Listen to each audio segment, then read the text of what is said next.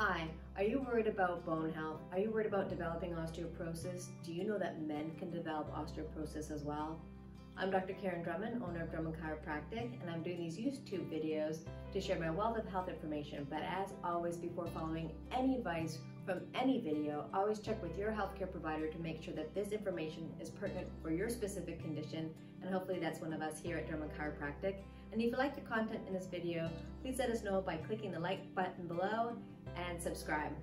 Maybe even share with friends and family who you feel that this will be helpful too. So again, we're going to be talking about bone health. We're going to be talking about supplements that can help strengthen your bones. We're going to be talking about exercises that are good for your bones. And we're going to be talking about medicine that is often prescribed when you have osteoporosis. So the first supplement I'd like to talk about is the only supplement that I know of that actually increases bone density, and that is MCHC. And that stands for microcrystalline hydroxyapatite complex. It's basically a really good calcium for your bones and a complex that helps encourage its growth. Another thing most people understand is for you to absorb calcium, you need vitamin D. Unfortunately, foods that are fortified with vitamin D, it's often the synthetic version, and the synthetic version of vitamin D is missing sulfate molecules. And because of that, it tends to lead to hardening of arteries. So if you've been drinking milk that's been fortified with vitamin D or eating other foods that are fortified with vitamin D, talk to your healthcare provider about supplementing with vitamin K2, because that will lessen your risk of getting that hardening of the arteries. So another thing that we need to help our bones stay healthy, it's not just calcium, it's not just vitamin D, it's not just vitamin K, but also magnesium and potassium. Magnesium helps balance the vitamin D levels in our body, and potassium helps keep the acid levels of our body down. If our pH is too acidic, then that'll leach out the calcium out of our bones. So if you don't want to take supplements and you're really looking for foods that are high in the good forms of calcium and vitamin D, vitamin K, magnesium, potassium, look at leafy greens, spinach, bok choy. All these vegetables are really high in calcium and the micronutrients we need for healthy bones.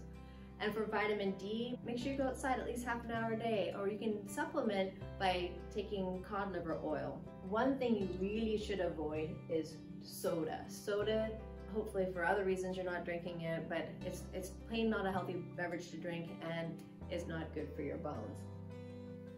The other thing you can do to keep your bones healthy is exercise. Bone is not just dead, hard tissue that holds our body upright. It is living tissue. There are cells called osteoblasts that build bone and osteoclasts that remove bone. It's important to remove the older, not as supportive structures of the bone so you can rebuild where you need it. I like to think of bones as buildings with concrete and rebar. If it was just concrete, you couldn't build the high rises you see because the concrete would be so brittle it would break under the weight.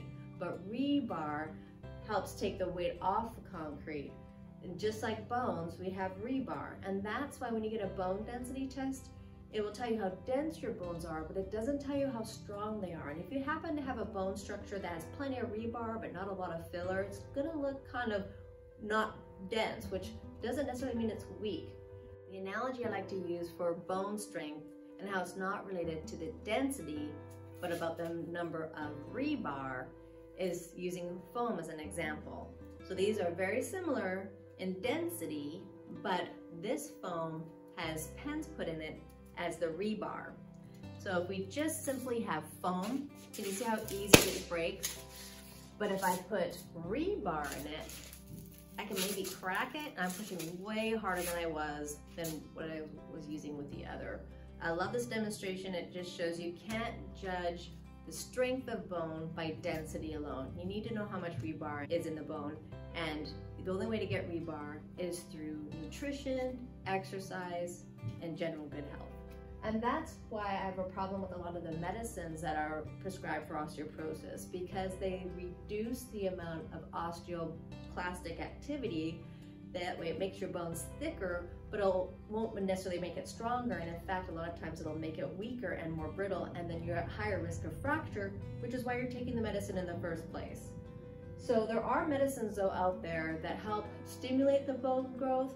So if you need medication because your osteoporosis is really severe, talk to your medical provider and see about getting the medicines that are helping your bones remodel, not just be stagnant. Another thing you can look at as an alternative is vibration plates. Now, there's some science that says that they work and some that say they don't. I say it's about looking at the frequency and amplitude of that vibration. If it's not powerful enough to stimulate bone growth, of course it's not going to work. Or if you're only doing it a couple minutes a day, that's not enough. Or just a few times a week, that's not enough.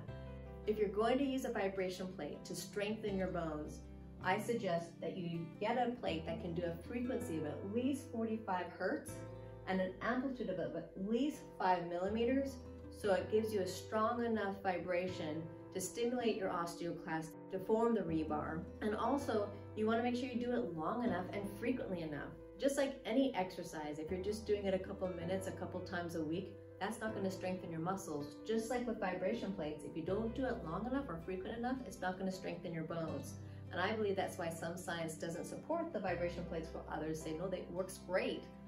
So I say 30 minutes twice a day for 90 days straight and see what that does to your bones. So if you found this information useful and you know people who are worried about their bone health, please share with them, please like. If you like our content, please subscribe. And until next time, stay well.